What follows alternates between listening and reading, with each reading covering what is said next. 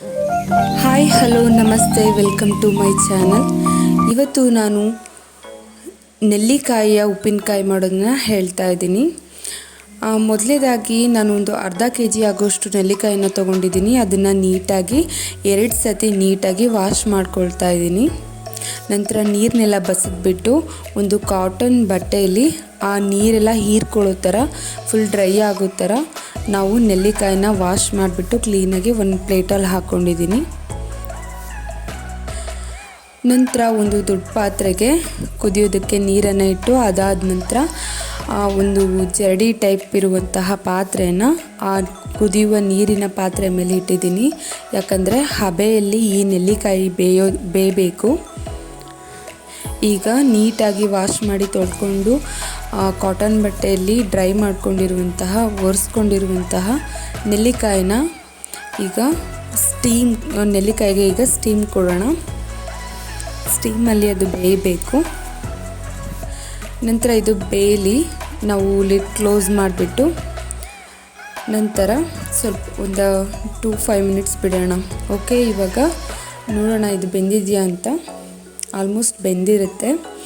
ಒಂದು ನೆಲ್ಲಿಕಾಯಿನ ತೊಗೊಂಡ್ಬಿಟ್ಟು ಸುಡ್ತಾ ಇರುತ್ತೆ, ಬಟ್ ಹಾಗೆ ತೊಗೊಂಡು ನೋಡಿ ಈ ರೀತಿ ಆಗಬೇಕು, ಮ್ಯಾಶ್ ಆಗಬೇಕು. ನೆಲ್ಲಿಕಾಯಿ ಮ್ಯಾಶ್ ಆದರೆ ಅದು ಕಂಪ್ಲೀಟಾಗಿ ಒಳಗಡೆ ಎಲ್ಲ ನೀಟಾಗಿ ಬೆಂದಿದೆ ಅಂತ ಹೇಳಿಬಿಟ್ಟು ಗೊತ್ತಾಗುತ್ತೆ. ನಂತರ ಅದನ್ನು ಒಂದು ಪ್ಲೇಟಲ್ಲಿ ಹಾಕಿಟ್ಕೊಳ್ಳೋಣ ಬೆಂದಿರುವಂತಹ ನೆಲ್ಲಿಕಾಯಿನ. ಈಗ ನಾನು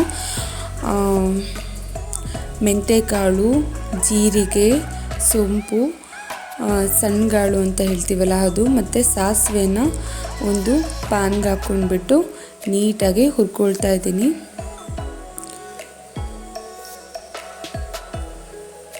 ಕೆಂಬಣ್ಣ ಬರೋವರೆಗೂ ಹುರ್ಕೋಬೇಕಾಗುತ್ತೆ. ನೀವು ಈ ಒಂದು ಐಟಮ್ನ ಹುರಿಬೇಕಾದ್ರೆ ತುಂಬ ಹುಷಾರಾಗಿ ಹುರಿಬೇಕು. ಯಾಕಂದರೆ ಬೇಗ ಸೀದ್ ಬಿಡೋದ್ರಿಂದ ಇದನ್ನು ಕೈ ಆಡಿಸ್ಕೊಳ್ತಾನೆ ಹುರಿಬೇಕಾಗುತ್ತೆ. ಅದು ಹುರಿತಾ ಸ್ಮೆಲ್ ಗೊತ್ತಾಗುತ್ತೆ ನಿಮಗೆ.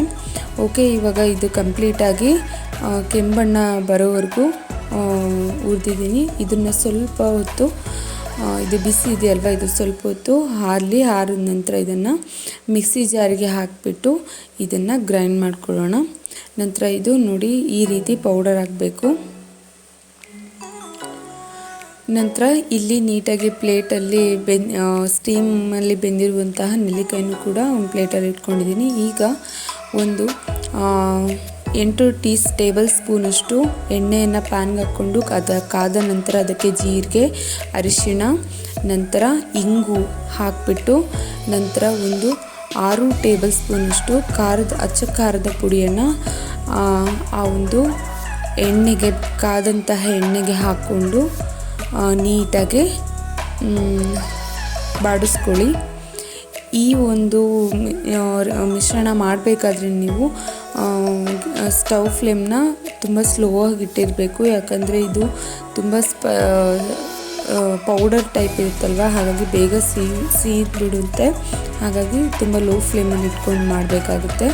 ನಂತರ ಇದಕ್ಕೆ ನಾನು ನೆಲ್ಲಿಕಾಯಿನ ಸೇರಿಸ್ಕೊಂಡು ನೀಟಾಗಿ ಬಾಡಿಸ್ಕೊಳ್ತಾ ಇದ್ದೀನಿ. ನಂತರ ಇದಕ್ಕೂ ಸ್ವಲ್ಪ ಬೆಲ್ಲವನ್ನು ಹಾಕ್ಕೊಂಡಿದ್ದೀನಿ. ಬೆಲ್ಲ ಹಾಕ್ಕೊಂಡ ನಂತರ ಸ್ವಲ್ಪ ನೀರನ್ನು ಹಾಕ್ಕೊಂಡು ನೀಟಾಗಿ ಎಲ್ಲ ಕಡೆ ಆ ಬೆಲ್ಲದ ಫ್ಲೇವರ್ ಹರಡೋ ರೀತಿ ನೀಟಾಗಿ ಬಾಡಿಸ್ಕೊಳ್ಳಿ.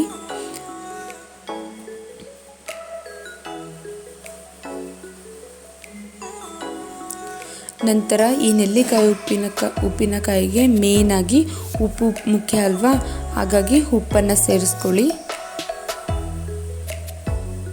ಉಪ್ಪನ್ನು ಸೇರಿಸ್ಕೊಂಡು ನೀಟಾಗಿ ಬಾಡಿಸ್ಕೊಳ್ಳಿ.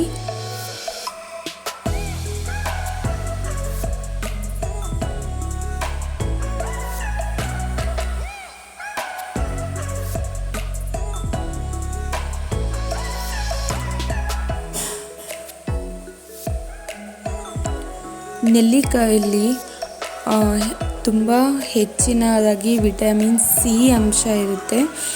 ಇದು ನಮ್ಮ ಸ್ಕಿನ್ಗಾಗಿರ್ಬೋದು, ಹಾಗೆ ನಮ್ಮ ಹೇರ್ಗೆ ತುಂಬ ಒಳ್ಳೆಯದು ನೆಲ್ಲಿಕಾಯಿ.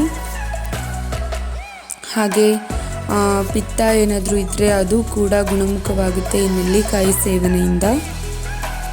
ಈ ಒಂದು ನೆಲ್ಲಿಕಾಯಿ, ಬೆಟ್ಟದ ನೆಲ್ಲಿಕಾಯಿ, ಈ ನೆಲ್ಲಿಕಾಯಿ, ಈ 2 ನೆಲ್ಲಿಕಾಯಿಂದ ಕೂಡ ಉಪ್ಪಿನಕಾಯಿ ಮಾಡಬಹುದು. ಇದನ್ನು ಹಾಗೆ ಕೂಡ ಸೇವಿಸ್ಬೋದು, ಉಪ್ಪು ಚೂರು ಖಾರದ ಪುಡಿ ಹಾಕ್ಕೊಂಡು. ತುಂಬ ಚೆನ್ನಾಗಿರುತ್ತೆ. ನಾನು ಸ್ಕೂಲಲ್ಲಿ ಹೋಗಬೇಕಾದ್ರೆ ನಮ್ಮ ಸ್ಕೂಲ್ ಹತ್ರ ಈ ಒಂದು ನೆಲ್ಲಿಕಾಯಿ ಮರ ಇತ್ತು. ಯಾವಾಗಲೂ ಕೂಡ ಇದನ್ನು ಕಿತ್ಕೊಂಡು ತಿನ್ನೋದಕ್ಕೆ ತುಂಬ ಇಷ್ಟಪಡ್ತಿದ್ವಿ. ಓಕೆ, ಈಗ ನಾವು ಏನು ಮಿಕ್ಸ್ ಮಾಡ್ಕೊಂಡಿದ್ವಲ್ಲ ಆ ಮಿಶ್ರಣವನ್ನು ಈಗ ನಾನು ಈ ಒಂದು ಬೆಂದಿರುವಂತಹ ಎಣ್ಣೆಯಲ್ಲಿ ನೀಟಾಗಿ ಎಣ್ಣೆ ಬಿಟ್ಕೊಂಡು ಬೆಂದಿರುವಂತಹ ನೆಲ್ಲಿಕಾಯಿಯ ಮಿಶ್ರಣಕ್ಕೆ ಆ ಒಂದು ಮಿಕ್ಸ್ಚರನ್ನು ಸೇರಿಸ್ಕೊಂಡು ಅದು ಸ್ವಲ್ಪ ಎಲ್ಲ ಕಡೆ ಹರಡೋ ರೀತಿ ನೀಟಾಗಿ ಬಾಡಿಸ್ಕೊಳ್ಳಿ. ಈ ನೆಲ್ಲಿಕಾಯಿ ಕೂಡ ಆರೋಗ್ಯಕ್ಕೆ ತುಂಬ ಒಳ್ಳೆಯದು.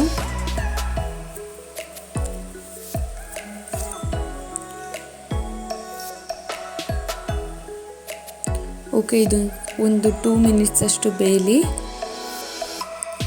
ನಂತರ ಇದು ಬೆಂದಿದೆ. ಇದು ಬೆಂದಾದ ನಂತರ ಸ್ಟವ್ ಆಫ್ ಮಾಡಿ ಸ್ವಲ್ಪ ಹೊತ್ತು ಬಿಟ್ಟು ನಂತರ ನಾನು ಒಂದು ಬೌಲ್ಗೆ ಈ ಒಂದು ಮಿಶ್ರಣವನ್ನು ಸೇರಿಸ್ಕೊಳ್ತಾ ಇದ್ದೀನಿ. ಉಪ್ಪಿನಕಾಯಿ ಈಗ ರೆಡಿಯಾಗಿದೆ. ನೆಲ್ಲಿಕಾಯಿ ಉಪ್ಪಿನಕಾಯಿ, ವೆರಿ ಸಿಂಪಲ್ಲಾಗಿ ಮಾಡಿಕೊಂಡಿರುವಂತಹ ನೆಲ್ಲಿಕಾಯಿ ಉಪ್ಪಿನಕಾಯಿ ಈಗ ರೆಡಿಯಾಗಿದೆ. ಟೇಸ್ಟ್ ಅಂತೂ ತುಂಬ ಚೆನ್ನಾಗಿತ್ತು. ಇದು ಒಂದು ಡಿಫ್ರೆಂಟ್ ಸ್ಟೈಲ್ನ ನೆಲ್ಲಿಕಾಯಿ ಉಪ್ಪಿನಕಾಯಿ ಆಗಿದೆ. ನೀವು ಕೂಡ ಮನೇಲಿ ಟ್ರೈ ಮಾಡಿ. ನಂತರ ಇನ್ನೂ ಉಳಿದಿರುವಂತಹ ಉಪ್ಪಿನಕಾಯನ್ನು ನಾನು ಇನ್ನೊಂದು ಸ್ಟೀಲ್ ಬಟ್ಟಲೆಲ್ಲ ಹಾಕ್ಕೊಂಡಿದ್ದೀನಿ.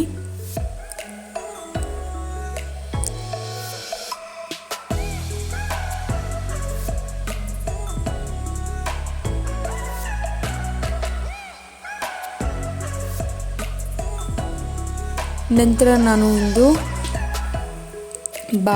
ಡಬ್ಬಿಗೆ ನಾನು ಈ ಒಂದು ನೆಲ್ಲಿಕಾಯಿ ಉಪ್ಪಿನಕಾಯನ್ನು ನೀಟಾಗಿ ಹಾಕಿಬಿಟ್ಟು ನೀಟಾಗಿ ಲಿಡ್ ಕ್ಲೋಸ್ ಮಾಡಿ ಇಟ್ಟಿದ್ದೀನಿ. ನೀವು ಕೂಡ ಇದನ್ನು ಮನೇಲಿ ಟ್ರೈ ಮಾಡಿ.